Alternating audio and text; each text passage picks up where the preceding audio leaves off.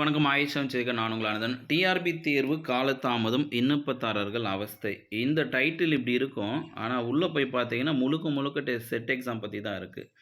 வழக்கமாக செட் தேர்வு அறிவிப்பு வெளியாகி 3 மாதங்களுக்கு பின்னரே தேர்வு நடத்தப்படும். தேர்வுக்கு எளிதாக தயாராக முடியும். ஆனால் கடந்த 14ஆம் தேதி தேர்வுக்கான தேதி அறிவிக்கப்பட்டுள்ளது. எனவே தேர்வுக்கு தயாராவதற்கு நேரம் இல்லை. எனவே பலரும் தோல்வியடைவார்கள் என விண்ணப்பதாரர்கள் புலம்பி தீர்க்கிறார்கள். இதில் இன்னொரு முக்கியமான விஷயம் என்ன, பிஹெச்டி தேர்ச்சி பெற்ற பின்னரும் பழைய விதிமுறைகளின்படி செட் தேர்வு எழுத வேண்டும் என கட்டாயப்படுத்துவதாக விண்ணப்பதாரர்கள் வேதனை தெரிவிக்கிறார்கள். அதாவது இந்த செய்தி பார்த்தீங்கன்னா, பிஹெச்டி படித்து கொண்டிருப்பவர்கள் செட் தேர்வில் தேர்ச்சி பெறுவோம் என்ற உறுதிமொழி வழங்க அறிவுறுத்தப்பட்டது. ஏறக்குறைய ஓராண்டாக தேர்வு நடக்கவில்லை.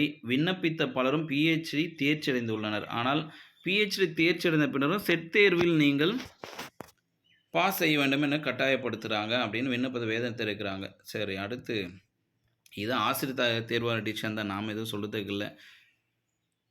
முக்கியமாக உயர்கல்வித்துறை டிசிஷன். பிஹெச்டி முடித்துவிட்ட பிறகு புதிய விதிமுறைகளின்படி நாங்கள் செட் தேர்வை எழுத வேண்டிய அவசியம் இல்லை.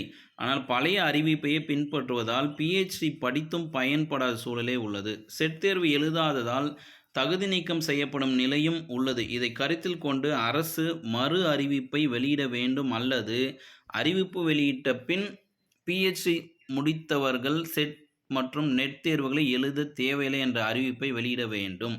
இது அரசின் கொள்கை முடிவு தான்.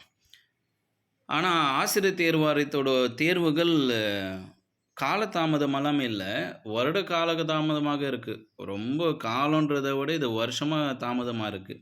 மேலும் இது போன்ற ஒரு செய்தியோடு சந்திக்கிறது ஆயிஷாவின் அச்சம் தவிர.